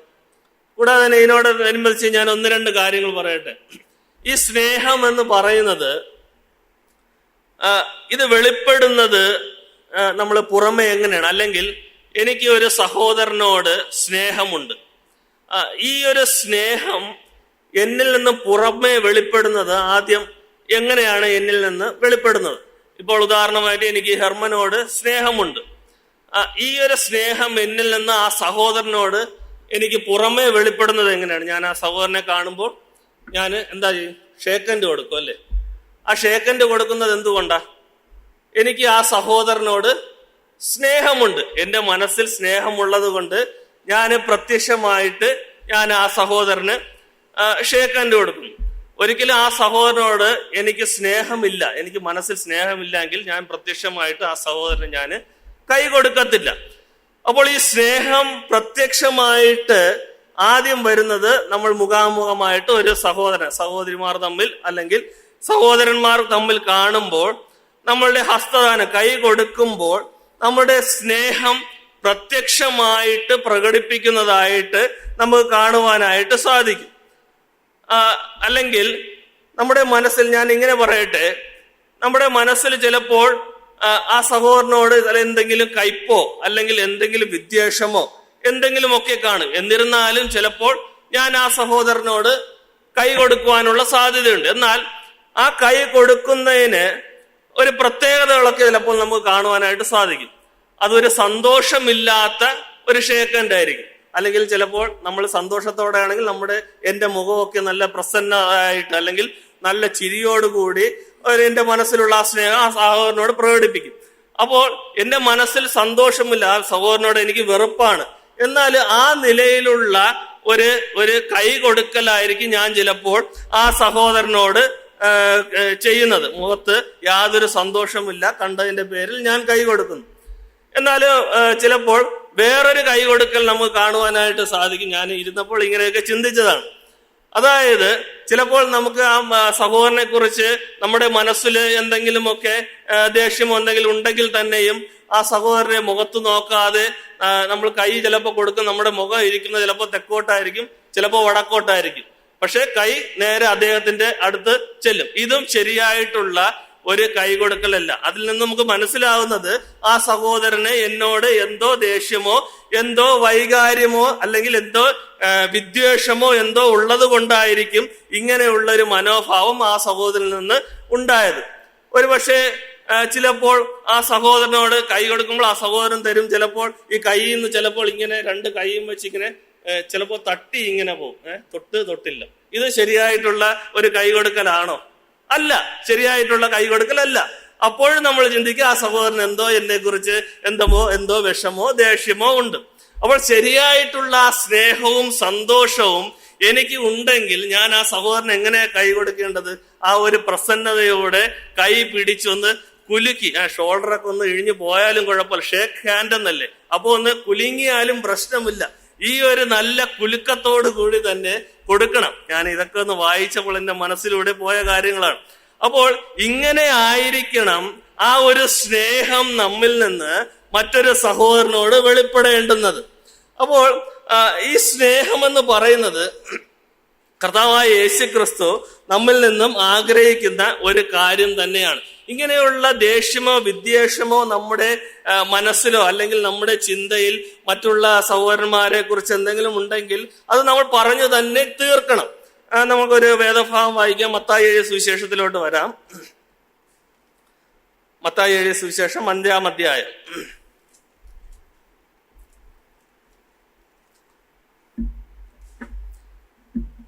അതിന്റെ 23-24 വാക്യങ്ങൾ.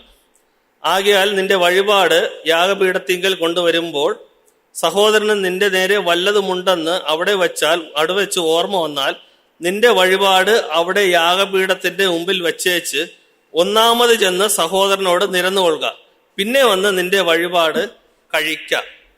അപ്പൊ ഞാൻ പറഞ്ഞല്ലോ, ഈ സ്നേഹത്തിൽ നിന്നും പുറപ്പെടുന്ന ഈ കൈ കൊടുക്കൽ, ഈ കൈ കൊടുക്കുന്നത് സഹോദരിമാർക്ക് തമ്മിൽ കൊടുക്കാം. ഞാൻ അങ്ങനെ കണ്ടിട്ടില്ല. ഇവിടെ സഹോദരിമാര് തമ്മിൽ ഷേക്ക് ഹാൻഡ് കൊടുക്കുന്ന അങ്ങനെ വലുതായിട്ട് കണ്ടിട്ടില്ല. അപ്പോൾ അവർക്ക് കൈ കൊടുക്കുന്നതിൽ യാതൊരു പ്രശ്നവുമില്ല. അപ്പോ നമ്മളിവിടെ വായിച്ച വാക്യത്തില് പറയുന്നത്, ആകയാൽ നിന്റെ വഴിപാട് യാഗപീഠത്തിങ്കൽ കൊണ്ടുവരുമ്പോൾ സഹോദരന് നിന്റെ നേരെ വല്ലതും ഉണ്ടെന്ന് അവിടെ വെച്ച് ഓർമ്മ വന്നാൽ.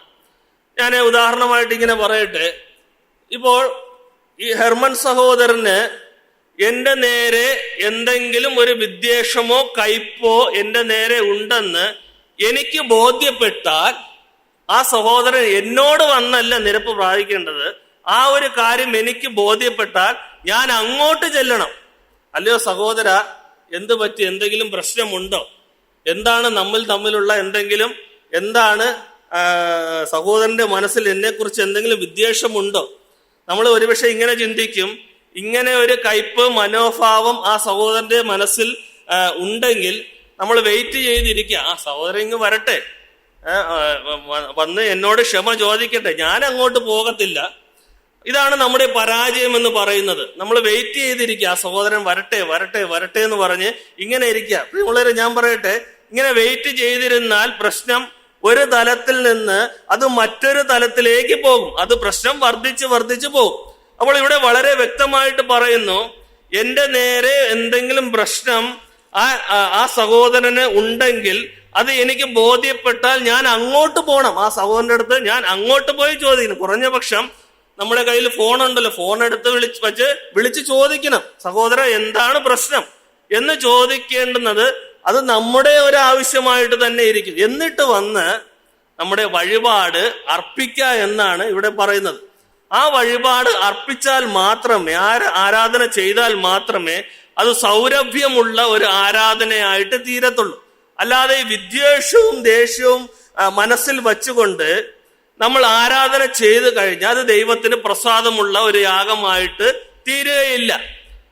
നമ്മുടെ മനസ്സിൽ അല്ലെങ്കിൽ എന്നെക്കുറിച്ച് ഒരു വിദ്വേഷം നമുക്ക് ബോധ്യപ്പെട്ട ആ സഹോദരന്റെ മനസ്സിലുണ്ടെന്ന് അറിഞ്ഞാൽ നമ്മൾ ആ സഹോദരന്റെ അടുത്ത് പോവുക തന്നെ വേണം. അല്ലെങ്കിൽ ആ കാര്യം എന്താ എന്ന് ചോദിച്ച് അതിന് തീർപ്പ് കൽപ്പിക്കുക തന്നെ വേണം. ഞാനിങ്ങനെ പറയട്ടെ, ഇത് നമ്മുടെ ജീവിതത്തിൽ അനുനിമിഷം ഇങ്ങനെ വന്ന് പൊയ്ക്കൊണ്ടിരിക്കുന്നതുകൊണ്ട് ഇതൊന്നും നമ്മൾ വലുതായിട്ടൊന്നും മൈൻഡ് ചെയ്യാറേ ഇല്ല. ഇതൊക്കെ മൈൻഡ് ചെയ്തു കഴിഞ്ഞാൽ പിന്നെ കർത്താവിനെ ആരാധിക്കാനേ പറ്റത്തില്ല. ഇങ്ങനെ ഒരു മനോഭാവത്തിൽ നമ്മൾ എത്തിച്ചേർന്നിരിക്കുകയാണ്. അങ്ങനെയല്ല, ഒരു ചെറിയ കാര്യമാകട്ടെ വലിയ കാര്യമാകട്ടെ, എന്തെങ്കിലും ഒരു വിദ്വേഷമുണ്ടെങ്കിൽ ചെന്ന് നിരപ്പ് പ്രാപിക്കാം. ഞാനിങ്ങനെ പറയട്ടെ, നമ്മള് ഒരു അപ്പത്തിന്റെ അംശികൾ എന്നൊക്കെ പറയുന്നു. ഞാൻ മുറിച്ച അപ്പമല്ലേ അടുത്തിരിക്കുന്ന ആളിന്റെ കൊടുക്കുന്നത്. ഈ ഒരു വിദ്വേഷം മനസ്സിൽ വെച്ചുകൊണ്ട് ഈ അപ്പം പാസ് ചെയ്ത് കൊടുത്തു കഴിഞ്ഞാൽ അങ്ങനെ ഒരു ആരാധന ദൈവം പ്രസാദിക്കുമോ? ഇല്ല, ദൈവം പ്രസാദിക്കത്തില്ല. എനിക്ക് തെറ്റെന്ന് ബോധ്യപ്പെട്ടു കഴിഞ്ഞാൽ, അല്ലെങ്കിൽ എന്റെ ഒരു കാര്യം ആ സഹോദരന്റെ മനസ്സിൽ എന്തെങ്കിലും ഉണ്ടെന്ന് കഴിഞ്ഞാൽ അത് പോയി നിരപ്പ് പ്രാപിച്ചിട്ട് വേണം വന്നിരുന്ന് ദൈവത്തെ ആരാധിക്കുവാൻ, അല്ലെങ്കിൽ ദൈവത്തെ പ്രസാദിപ്പിക്കുവാൻ. അത് തന്നെയാണ് ഈ വായിച്ച വാക്യത്തിൽ ഇവിടെ പറയുന്നത്. ഞാൻ മുന്നോട്ട് പോട്ടെ. അവിടെ ഈ നമ്മൾ എഫെസ്യർക്ക് ലേഖനം 2-ാം അധ്യായത്തിൽ വരുമ്പോൾ അവിടെ ഈ ഐക്യമത്യയുടെ കാര്യം, ഐക്യമത്യപ്പെട്ട് പോവുക അല്ലെങ്കിൽ ഐക്യത വേണമെന്നുള്ള കാര്യം ഒരു വാക്കും അവിടെ പറയുന്നതായിട്ട് കാണുവാനായിട്ട് സാധിക്കും. അതായത് വിശ്വാസികൾ തമ്മിലുള്ള ഒരു യൂണിറ്റി ഉണ്ടായിരിക്കണം. നമ്മൾ ഈ യൂണിറ്റിയെ കുറിച്ച് ചിന്തിക്കുമ്പോൾ ഈ പഴയ നിയമത്തിൽ അബ്രഹാമും ലോത്തും തമ്മിലുള്ള ആ ഒരു ഐക്യത നമുക്ക് അവിടെ കാണുവാനായിട്ട് സാധിക്കും. നമ്മൾ ഉൽപ്പത്തി പുസ്തകത്തിലോട്ടൊക്കെ വരുമ്പോൾ അവിടെ അബ്രഹാം എവിടെ പോയാലും അവിടെയൊക്കെ ഈ ലോത്തിനെയും കൂടെ കൊണ്ടുപോകുന്നതായിട്ട് കാണുവാൻ സാധിക്കും. കൂടാതെ അബ്രഹാമും സാറായും കനാൻ ദേശത്ത് പോയപ്പോൾ അവിടെ ലോത്തിനെയും കൊണ്ടുപോയതായിട്ട് കാണുവാൻ സാധിക്കും. കൂടാതെ തന്നെ ഈ ലോത്തിന് ആപത്ത് വന്ന് അവിടെ യുദ്ധം ചെയ്ത് അവനെ പിടിച്ചുകൊണ്ട് പോയപ്പോൾ അബ്രഹാം തന്റെ വീട്ടിൽ ജനിച്ച ദാസന്മാരെയൊക്കെ കൂട്ടിക്കൊണ്ടുപോയി യുദ്ധം ചെയ്ത് ഈ ലോത്തിനെയൊക്കെ വിടുവിച്ചതായിട്ട് കാണുവാനായിട്ട് സാധിക്കും. അപ്പോൾ ഇങ്ങനെയുള്ള ആപത്ത് പ്രയാസങ്ങളൊക്കെ വരുമ്പോൾ കൂടെ നിന്ന ഒരു അബ്രഹാമിനെ നമുക്ക് ഇവിടെ കാണുവാനായിട്ട് സാധിക്കും. അതുപോലെ തന്നെ ഈ ഒരു ഐക്യത, ഈ ഒരു യൂണിറ്റി നമ്മുടെ വിശ്വാസികൾ തമ്മിലുള്ള ഇടയിൽ തന്നെ വേണം. അത് ദൈവം ആഗ്രഹിക്കുന്ന ഒരു കാര്യമാണ്.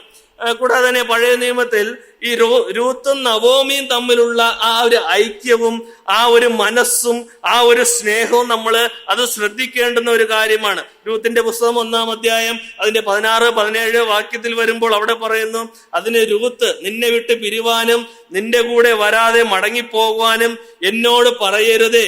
നീ പോകുന്നിടത്ത് ഞാനും പോരും, നീ പാർക്കുന്നിടത്ത് ഞാനും പാർക്കും. നിന്റെ ജനം എന്റെ ജനം, നിന്റെ ദൈവം എന്റെ ദൈവം. നീ മരിക്കുന്നിടത്ത് ഞാൻ മരിച്ച് അടക്കപ്പെടും. മരണത്താലല്ലാതെ ഞാൻ നിന്നെ വിട്ടുപിരിഞ്ഞാൽ യഹോവ തക്കവണ്ണവും അധികവും എന്നോട് ചെയ്യുമാറാകട്ടെ എന്ന് പറഞ്ഞു. അപ്പോൾ ഇതൊക്കെ ഒരു സ്നേഹത്തിന്റെയും ഐക്യതയുടെയും ഒരു അടയാളമായിട്ട് ഇവിടെ എഴുതി വച്ചിട്ടുള്ളതായിട്ട് നമുക്ക് കാണുവാനായിട്ട് സാധിക്കും. ഈ ഒരു ഐക്യതയും ഈ ഒരു സ്നേഹവും തന്നെ ആയിരിക്കണം പുതിയ നിയമ വിശ്വാസികളായിരിക്കുന്ന നമുക്കും വേണ്ടത്. അത് ദൈവം നമ്മിൽ നിന്നും ആഗ്രഹിക്കുന്ന ഒരു കാര്യം തന്നെയാണ്. ഒന്നുമില്ല, നമ്മള് പുതിയ നിയമത്തിലോട്ട് വരുമ്പോൾ, അപ്പോസ്തല പ്രവൃത്തിയിലോട്ട് വരുമ്പോൾ അവിടെ ആദിമസഭ എങ്ങനെയായിരുന്നു ഐക്യമതയിൽ മുന്നോട്ട് പോയിരുന്നതെന്ന് നമ്മളത് പ്രത്യേകം ചിന്തിക്കേണ്ടുന്ന ഒരു കാര്യമാണ്. അപ്പോസ്തല പ്രവൃത്തി 2-ാം അധ്യായം അതിന്റെ 44-45 വാക്യത്തിൽ വരുമ്പോൾ അവിടെ ആദിമസഭ എങ്ങനെയാണ് ഐക്യതയിൽ മുന്നോട്ട് പോയിരുന്നുവെന്ന് അവിടെ എഴുതിയിട്ടുണ്ട്. വിശ്വസിച്ചവർ എല്ലാവരും ഒരുമിച്ചിരുന്ന് സകലവും പൊതുവക എന്ന് എണ്ണുകയും ജന്മഭൂമികളും വസ്തുവകകളും വിറ്റ് അവനവന് ആവശ്യമുള്ളതുപോലെ എല്ലാവർക്കും പങ്കിടുകയും ഒരുമനപ്പെട്ട് ദിനം പ്രതി ദൈവാലയത്തിൽ കൂടി വരികയും വീട്ടിൽ അപ്പം നുറുക്കിക്കൊണ്ട് ഉല്ലാസവും ഹൃദയപരമാർത്ഥതയും പൂണ്ട് ഭക്ഷണം കഴിക്കുകയും ദൈവത്തെ സ്തുതിക്കുകയും സകല ജനത്തിലൂടെയും കൃപ അനുഭവിക്കുകയും ചെയ്തു. ഇങ്ങനെയായിരുന്നു ആദിമസഭ. ഇവിടെ പ്രത്യേകം എടുത്തു പറയേണ്ടുന്ന ഒരു കാര്യമുണ്ട്. ഈ ആദിമസഭയുടെ ഐക്യം എന്ന് പറയുന്നത് ഇവിടെ പറയുന്നത് അവർ ദിനം പ്രതി അല്ലെങ്കിൽ അവർ ഒരുമനപ്പെട്ട് ദിനം പ്രതി ദൈവാലയത്തിൽ കൂടി വരികയും ദിനം പ്രതി ദൈവാലയത്തിൽ കൂടി വരും. ഒരുമനപ്പെട്ട് അവർ ഐക്യതയോടുകൂടി ദിനം പ്രതി ദൈവാലയത്തിൽ കൂടി വന്നു. നമ്മോട് തന്നെ ചിന്തിക്കാം, ഈ ഒരുമനപ്പെട്ട് ഐക്യതയോടെ ദൈവത്തെ സ്നേഹിക്കുക അല്ലെങ്കിൽ ദൈവത്തെ ആരാധിക്കുവാനായിട്ട് നമ്മൾ കൂടി വരാറുണ്ടോ? നമ്മൾ എങ്ങനെയെങ്കിലും ആ ആഴ്ചയിൽ 2-3 ദിവസമാണ് സഭയിൽ നമുക്ക് കൂടി വരുള്ളൂ. അതിനൊക്കെ നമ്മൾ വരുന്നത് എങ്ങനെയൊക്കെ ഞരങ്ങിയും ക്ഷീണിച്ചും വേണോ വേണ്ടാതെയൊക്കെയാണ് നമ്മൾ വരുന്നത്. എന്നാൽ ആദിമ സഭയിലുള്ളവർ ചെയ്തിരുന്നത്, അവർ ഒരുമനപ്പെട്ട് ഐക്യതയോടെ ദിനം പ്രതി കൂടി വന്നു. ആഴ്ചയിൽ 1-2 ദിവസമില്ല, അവർ എല്ലാ ദിവസവും ദൈവത്തെ പ്രസാദിക്കുവാനായിട്ട് അവർ കൂടി വന്നു. നമുക്ക് 2-3 ദിവസം വരെ കൂടി വരുവാനാണ് വളരെ ബുദ്ധിമുട്ടും പ്രയാസം. ഇതിനൊക്കെ എന്താണ് കാരണം? നമ്മൾ തന്നെ ചിന്തിക്കണം. നമുക്ക് ഐക്യതയില്ല, നമുക്ക് സ്നേഹമില്ല, നമുക്ക് ഏക മനസ്സില്ല, നമുക്ക് ഏക ഭാവമില്ല. ഇതൊക്കെയാണ് നമുക്ക് കൂടി വരുവാനും ദൈവത്തെ പ്രസാദിപ്പിക്കുവാനായിട്ട് കടന്നു വരാതിരിക്കുവാനൊക്കെയുള്ള ഒരു കാരണമായിട്ട് ഇരിക്കുന്നത്. പ്രിയമുള്ളവരെ, നമ്മൾ ചിന്തിക്കുക, ഈ യൂണിറ്റി എന്ന് പറയുന്നത് നമ്മള് പുറകോട്ടുള്ള ദിവസങ്ങൾ നമ്മൾ ഒന്ന് ചിന്തിച്ചു നോക്കേണ്ടുന്ന കാര്യമാണ്. നമ്മൾ എങ്ങനെയായിരുന്നു നമ്മുടെ യൂണിറ്റി? ഒരുമിച്ച് വരുന്നു, ഒരുമിച്ച് കസേര ഇടുന്നു, ഒരുമിച്ച് മേശ ഒരുക്കുന്നു, ഒരുമിച്ച് ഭക്ഷണം പാകം ചെയ്യുന്നു, അല്ലെങ്കിൽ ഭക്ഷണം കൊടുക്കുന്നു, ഒരുമിച്ച് പ്രാർത്ഥിക്കുന്നു, ഒരുമിച്ച് പ്രാർത്ഥനയിൽ കൂടി വരുന്നു, ഒരുമിച്ച് ഭവനയോഗത്തിന് കൂടി വരുന്നു. ഇതൊക്കെയായിരുന്നു ഒരു ഐക്യത. എന്നാൽ ഈ നാളുകളിൽ ഈ ഒരു ഐക്യത നമ്മുടെ മുന്നിലുണ്ടോ? നമ്മൾ ഒന്ന് ചിന്തിക്കേണ്ടുന്ന കാര്യമാണ്. നമ്മൾ പലപ്പോഴും ഞരങ്ങിക്കൊണ്ട് ദൈവത്തെ പ്രസാദിക്കുവാൻ വേണ്ടി വന്നിട്ട് നമ്മൾ വളരെ വിഷമത്തോടുകൂടിയും സങ്കടത്തോടുകൂടിയും സഭാഹാള് അല്ലെങ്കിൽ സഭയുടെ പുറത്തേക്ക് പോവുകയാണ്. എന്താണ് കാരണം? ഐക്യതയില്ല. വെറുതെ വരുന്നു. ഇനി മറ്റുള്ളവർ എന്ത് വിചാരിക്കുമെന്ന് കരുതി നമ്മൾ കടന്നു വരുന്നു. വിഷമത്തോടുകൂടി നമ്മൾ തിരിച്ചു പോകുന്നു. ഈ ശവക്കോട്ടയിൽ ശവം അടക്കാൻ പോകുമ്പോൾ നമ്മുടെ മനസ്സെങ്ങനെയായിരിക്കും? വളരെ വിഷമിച്ച് പാരിച്ചും നിരങ്ങിയൊക്കെയാണ് നമ്മൾ അടക്ക ശുശ്രൂഷയ്ക്ക് പോയിട്ട് തിരിച്ചു പോകുന്നത്. ആ ഒരു മനസ്സോടുകൂടിയാണ് നമ്മൾ സഭാഹാളിൽ വന്നിട്ട് പ്രാർത്ഥിച്ചിട്ട് അല്ലെങ്കിൽ ദൈവത്തെ പ്രസാദിപ്പിച്ചിട്ട് തിരിച്ചിറങ്ങി പോകും. നമ്മുടെ മനസ്സ് പുറത്തുള്ളവർ നോക്കുമ്പോൾ അയ്യോ എന്തോ ഒരു ദുഃഖ കാര്യം കഴിഞ്ഞിട്ട് അതാ തിരിച്ചിറങ്ങി വരുന്നു. ഇപ്പോ അടക്ക ശുശ്രൂഷയ്ക്ക് പോയാൽ അവർക്ക് ദുഃഖമൊന്നുമില്ല, ഒരു പ്രത്യാശ വർദ്ധിച്ച ഒരു സന്തോഷം അവരുടെ മനസ്സിൽ കാണും. ആ ഒരു സന്തോഷം പോലും ഇപ്പോൾ നമ്മുടെ മനസ്സിൽ ഇല്ല. കാരണം എന്താണ്? നമുക്ക് ഐക്യതയില്ല, നമുക്ക് സ്നേഹമില്ല, ഇതൊന്നുമില്ല. പേരിന് വേണ്ടി വരുന്നു, നമ്മൾ ഇതാ പോകുന്നു. പ്രിയമുള്ളവരെ, ഇത് നമ്മൾ ചിന്തിക്കേണ്ടുന്ന ഒരു കാര്യമാണ്. പുറകോട്ടൊക്കെ ഒന്ന് തിരിഞ്ഞു നോക്കണം വല്ലപ്പോഴും. ആദ്യമൊക്കെ അല്ലെങ്കിൽ നമ്മുടെ നടത്തിയവർ, അവരുടെ വിശ്വാസം നമ്മോട് പ്രസംഗിച്ചവർ, അവർ നമ്മെ നടത്തിയത് എങ്ങനെയാണ്? ആ സമയങ്ങളിൽ നമ്മുടെ വിശ്വാസവും നമ്മുടെ ഐക്യതയും നമ്മുടെ സ്നേഹവും എങ്ങനെ ആയിരുന്നു എന്ന് നമ്മൾ ഇടയ്ക്കൊക്കെ ഒന്ന് പുറകോട്ട് തിരിഞ്ഞു നോക്കണം. ആ ഒരു നാളുകളാണോ നമ്മളിപ്പോൾ കഴിഞ്ഞു പോകുന്നത്? അല്ല. തിരച്ചും ഞരങ്ങിക്കൊണ്ട് തന്നെയാണ് നമ്മുടെ ഈ വിശ്വാസ ജീവിതം മുന്നോട്ട് പോകുന്നത്. അതിൽ യാതൊരു സംശയവുമില്ല. നമ്മൾ വായിച്ച വാക്യത്തില് വരുമ്പോൾ നമ്മൾ കൊരിന്ത്യർക്ക് എഴുതിയ ലേഖനം നമ്മൾ കഴിഞ്ഞ ക്ലാസ്സിൽ ഞാൻ അവസാനിപ്പിക്കട്ടെ, 1-2 കാര്യങ്ങളിലൂടെ പറഞ്ഞോട്ടെ. ഈ നമ്മൾ ചിന്തിച്ച കാര്യമാണ്, ഈ ഐക്യതയും സ്നേഹമൊന്നും ഇല്ലാതെ വരുമ്പോൾ ഒരു പക്ഷം പിടിക്കുന്ന അല്ലെങ്കിൽ പക്ഷത്തിന്റെ ഒരു കാര്യം അവിടെ വരുന്നതായിട്ട് അവിടെ കാണുവാനായിട്ട് സാധിക്കും. അതുകൊണ്ടാണ് പൗലോസ് കൊരിന്ത്യ സഭയോട് പറഞ്ഞത്, ക്രിസ്തു വിഭാഗിക്കപ്പെട്ടിരിക്കുന്നുവോ? അപ്പോൾ നമ്മൾ പക്ഷം പിടിക്കുമ്പോൾ അല്ലെങ്കിൽ ഇങ്ങനെയുള്ള സ്നേഹവും ഐക്യതയും ഏകഭാവവും ഒന്നും ഇല്ലാതെ വരുമ്പോഴാണ് ഈ പക്ഷം വരുന്നതും പക്ഷം പിടിക്കലും അങ്ങനെയുള്ള കാര്യങ്ങളൊക്കെ വരുന്നത്. അപ്പോൾ ഈ പൗലോസ് കൊരിന്ത്യ സഭയോട് അവരോട് പറയുകയാണ്, ക്രിസ്തു വിഭാഗിക്കപ്പെട്ടിരിക്കുന്നോ? നമ്മളൊരു കാര്യം ആലോചിക്കണം. ഇങ്ങനെയുള്ള കാര്യങ്ങളൊക്കെ ചെയ്യുമ്പോൾ നമ്മൾ ക്രിസ്തുവിനെയാണ് പരീക്ഷിക്കുന്നത്, അല്ലെങ്കിൽ ക്രിസ്തുവിന്റെ ആ ഒരു കർത്തൃത്വത്തെയാണ് നമ്മൾ നിന്ദിക്കുന്നതും അല്ലെങ്കിൽ തുച്ഛീകരിക്കുന്നതും. ഈ ഒരു മനോഭാവം നമ്മുടെ ഉള്ളിൽ വേണം. പ്രിയമുള്ളവരെ, ഞാൻ അവസാനിപ്പിക്കട്ടെ. നമ്മുടെ ഈ ഐക്യതയും നമ്മുടെ സ്നേഹവും ഈ ക്രിസ്തീയ ജീവിതത്തിൽ ഈ നാളുകളിൽ നമുക്ക് എത്രത്തോളം ഉണ്ട്? അവരവര് തന്നെ ചിന്തിക്കുക. തണുത്തു പോയോ? അല്ലെങ്കിൽ എൻ്റെ നിൽപ്പ്, ഞാനിപ്പോ എവിടെയാണ് നിൽക്കുന്നത്? ഞാൻ കാരണം എൻ്റെ സഭ തകർക്കപ്പെട്ടുകൊണ്ട് പോയിരിക്കുകയാണോ? അല്ലെങ്കിൽ ഞാൻ കാരണം എന്തെങ്കിലും ഐക്യതയ്ക്ക് എന്തെങ്കിലും കുറവ് വന്നിട്ടുണ്ടോ? ഇത് അവരവര് ശരിയാക്കിയാൽ മാത്രമേ ശരിയാകത്തുള്ളൂ. അല്ലാതെ ദൈവം ഇറങ്ങി വന്ന് ശരിയാക്കുവാനൊന്നും പോകുന്നില്ല. ദൈവം ഓരോരുത്തരുടെ മനസ്സിൽ പറയുകയാണ്, ഇത് ശരിയല്ല, അല്ലെങ്കിൽ ഇത് നീ അങ്ങനെ ചെയ്യണം, അങ്ങനെ ചെയ്യുവാൻ പാടില്ല, ഇതൊക്കെ അറിയാമായിരുന്നിട്ടും ഇതൊക്കെ ചെയ്യാതെ പോകുന്നതാണ് ഈ ഭിന്നിപ്പും അഭിപ്രായ വ്യത്യാസവും വിയോജിപ്പും ഭിന്നതയും ഇങ്ങനെയുള്ള കാര്യങ്ങളൊക്കെ നമ്മുടെ ജീവിതത്തിൽ വരുന്നത്. ഇത് ദൈവം ആഗ്രഹിക്കുന്ന ഒരു കാര്യമേ അല്ല. സഭ ദൈവത്തിൻ്റെതാണ്. ആ ഒരു മനോഭാവത്തോട് കൂടി തന്നെ നമ്മൾ ജീവിക്കേണ്ടത് ആവശ്യമാണ് ഈ കാലഘട്ടത്തിൽ. അല്ലെങ്കിൽ ഇനിയുള്ള കർത്താവ് വരുവാൻ താമസിക്കുകയാണെങ്കിൽ നമ്മുടെ തലമുറകൾ തിരിഞ്ഞു നോക്കും. നമ്മുടെ നടത്തിയവർ, അല്ലെങ്കിൽ എൻ്റെ പിതാവ്, അല്ലെങ്കിൽ എൻ്റെ മകൻ എന്നോട് അല്ലെങ്കിൽ ഞാൻ കർത്തൃസേന അല്ലെങ്കിൽ ദൈവത്തിന്റെ അടുത്തായിരിക്കുമ്പോൾ എൻ്റെ മകൻ ഓർക്കും, എൻ്റെ പിതാവ് എങ്ങനെയായിരുന്നു, ആ പിതാവ് സഭയിൽ എങ്ങനെയായിരുന്നു, അല്ലെങ്കിൽ ആ പിതാവിന്റെ ഉപദേശം എങ്ങനെയായിരുന്നു എന്ന് ആ മകൻ ചിന്തിക്കുമ്പോൾ നമ്മൾ അത് തികച്ചും ദൈവസന്നിധിയിൽ കണക്ക് കൊടുക്കേണ്ടുന്ന ഒരു കാര്യമായിട്ട് തന്നെ ഇരിക്കും. വരുന്ന ദിവസങ്ങളിൽ ഈ നിലയിൽ ദൈവം നമ്മെ സഹായിക്കട്ടെ. ദൈവം ഏൽപ്പിച്ചിരിക്കുന്ന കാര്യങ്ങൾ വിശ്വസ്തയോടുകൂടി തന്നെ ചെയ്യാം. ദൈവനാമം മഹത്വപ്പെടുമാറാകട്ടെ. അവന്റെ നാമം ഇന്നും എന്നേക്കും വാഴ്ത്തപ്പെടുമാറാകട്ടെ. ആമേൻ.